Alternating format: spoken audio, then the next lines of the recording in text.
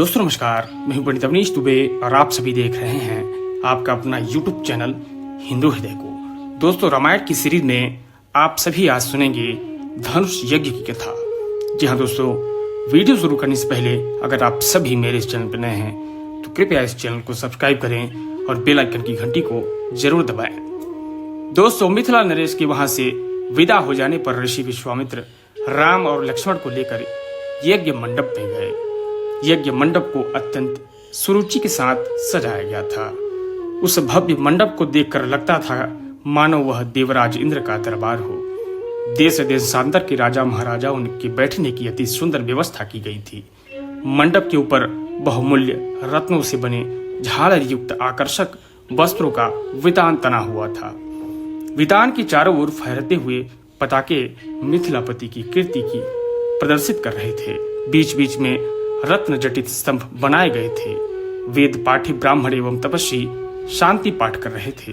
दैदीप्यमान वस्त्राभूषणों को धारण किए राजकुमार अपने अपने आसनों पर विराजमान थे। ऐसा लग रहा था मानो सैकड़ों इंद्र अपने वैभव और सौंदर्य का प्रदर्शन करने के लिए महाराज जनक की यज्ञ भूमि में एकत्रित हुए हों। इस सौंदर्य का अवलोकन करने के लिए जनकपुर की लावण्यमयी रमणियां अपने घरों के झरोखों से झांक रही थी। गर्जन तर्जन करते हुए पिनाक की इस मनोमुग्धकारी वातावरण में यज्ञ भूमि में लगाया गया।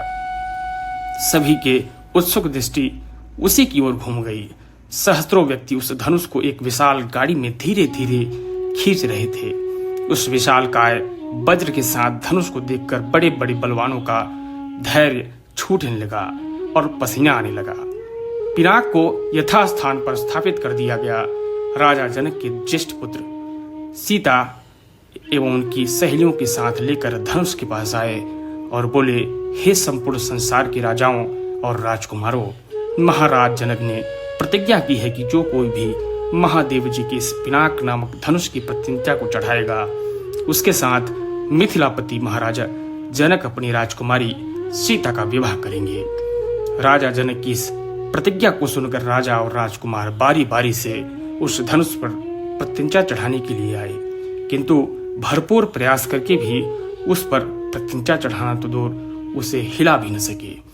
अंत में वे लज्जित होकर सिर झुकाकर तथा श्रीहीन होकर इस प्रकार अपने अपने आसनों पर लौट गए जैसे कि नागराज अपनी मणि गंवाकर लौट आते हैं।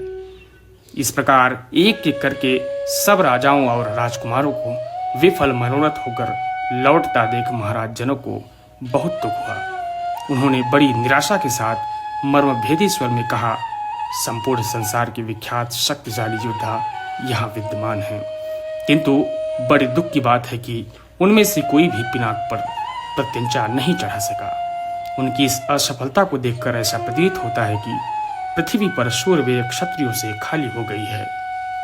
यदि मुझे पहले ज्ञात होता कि इस संसार में वास्तव में कोई क्षत्रिय योद्धा नहीं रहा तो मैं न तो धनुष यज्ञ का अनुष्ठान करता और न ऐसी प्रतिज्ञा करता।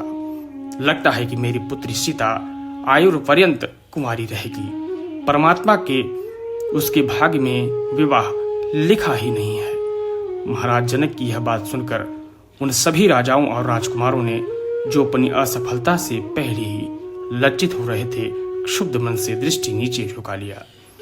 राजा जनक के द्वार की गई इस भर्त्सना को उनके पास कोई उत्तर न था, परंतु अयोध्या के छोटे राजकुमार लक्ष्मण जी को मिथिलापति द्वारा समस्त क्षत्रियों पर लगाया गया लांछन सहन नहीं हुआ।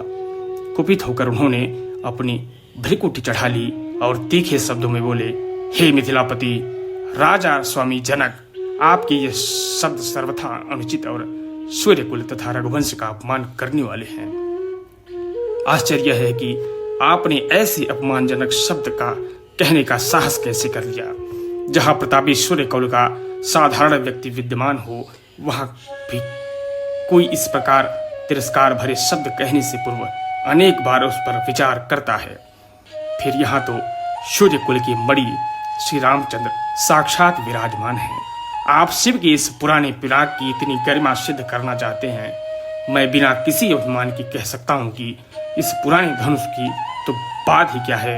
यदि मैं चाहूं तो अपनी भुजाओं से इस धनुष के स्वामी महादेव के संपूर्ण सुमेरु पर्वत कर हिलाकर रख दूं। इस विशाल पृथ्वी को अभी इसी समय रसातल में पहुंचा सकता हूं। ऐसा कहते हुए लक्ष्मण के नेत्र क्रोध से लाल हो गए। उनकी भुजाएं फड़कने लगी और उनका संपूर्ण शरीर क्रोध की ज्वाला के कारण थर थर कांपने लग गया। दोस्तों, आज की इस वीडियो में इतना ही। अगले वीडियो में हम आप सभी को राम द्वारा धनुष भंग करने की कथा सुनाएंगे, तो अगला वीडियो जरूर देखिएगा।